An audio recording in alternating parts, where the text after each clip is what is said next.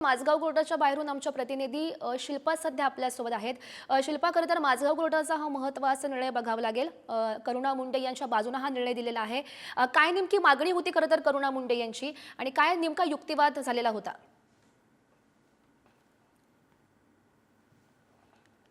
गौरी, आपण जर पाहिलं तर वांद्रे न्यायालयातून हा निकाल माझगाव कोर्टात आलेला आणि माझगाव कोर्टाने आता हा अंतिम निकाल दिलेला पाहायला मिळतोय। यामध्ये करुणा मुंडे ज्या आहेत त्यांनी पहिली पत्नी, मला फक्त पहिली पत्नी हे हवंय, 2 लाख किंवा इतर किती लाख असतील मला त्याच्याशी घेणं देणं नाही, फक्त मी पहिली पत्नी असल्याचा त्यांनी वेळोवेळी दावा करण्यात आलेला पाहायला मिळाला। मात्र कोर्टाने न्यायालयाने जे त्यांना पुरावे सादर करायला सांगितले होते त्यामध्ये त्यांचे लग्नाचे पुरावे महत्त्वाचे होते आणि त्यामध्ये त्यांनी स्वीकृतीपत्र आणि अंतिम इच्छापूर्ती पत्र जे आहे ते देखील सादर केलेलं आज आपल्याला पाहायला मिळालं।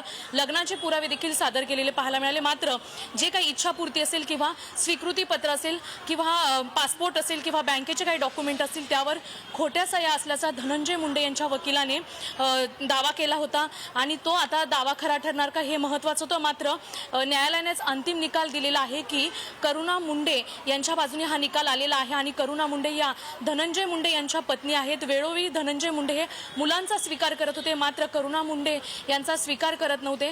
न्यायालयाने यावर प्रश्नचिन्ह देखील उपस्थित केला होता। मात्र करुणा मुंडे यांनी न्यायालयामध्ये आज जी सुनावणी झाली माझगाव न्यायालयामध्ये त्यामध्ये करुणा मुंडे यांनी असं देखील म्हटलं होतं की माझ्याच बाजूने हा शेवटी निकाल लागणार आहे, कारण मी खरी आहे आणि प्रत्येक जी पुरावे मांडत आहे ती वस्तुस्थिती आहे, खरे पुरावे आहेत। मात्र धनंजय मुंडे यांचे वकील जे होते ते वेळोवेळी दावा करत होते की हे पुरावे खोटे आहेत आणि विशेष म्हणजे जे पुरावे सादर केले होते त्याच्यावर ज्या सह्या होत्या त्या सह्या वेगवेगळ्या असल्याचा दावा देखील धनंजय मुंडे यांच्या वकिलाकडून करण्यात आला होता।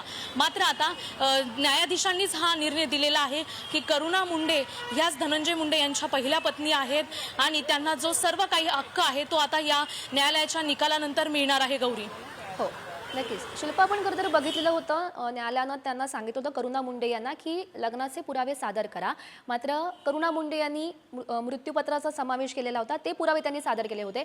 यावर धनंजय मुंडे यांच्या वकिलांचं काय म्हणणं होतं, नेमकं काय घडलं होतं कोर्टात?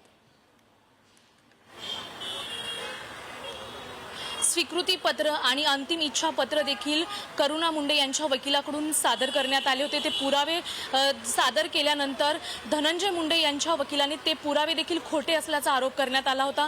ते पुरावे खोटे असून त्याच्यावर ज्या सह्या झालेल्या आहेत त्या देखील चुकीच्या आहेत, वेगवेगळ्या सह्या आहेत, कारण दोन्ही कागदपत्रांवर ज्या सह्या आहेत त्या वेगवेगळ्या पद्धतीच्या आहेत, कोणती सही मिसमॅच होत नाही असं देखील सांगण्यात आलं होतं।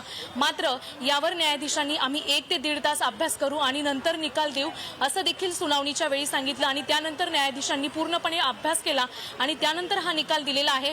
करुणा मुंडे यांनी जाता जाता जे वक्तव्य केलं होतं सुनावणीच्या नंतरची जी अंतिम सुनावणी होती त्या सुनावणीच्या नंतर जे वक्तव्य केलं की निकाल शेवटी माझ्याच बाजूने लागेल आणि विशेष म्हणजे करुणा मुंडे यांनी हे देखील म्हटलं होतं की माझ्यासोबत दुसरं कुणी लग्न करावं किंवा मी ही केस मागे घ्यावी यासाठी मला वेळोवेळी वेगवेगळ्या पैशांची म्हणजे 20 करोड असेल किंवा 50 कोटी असतील अशी देखील ऑफर देण्यात आली होती, मात्र मी पैसे नाकारलेले आहेत।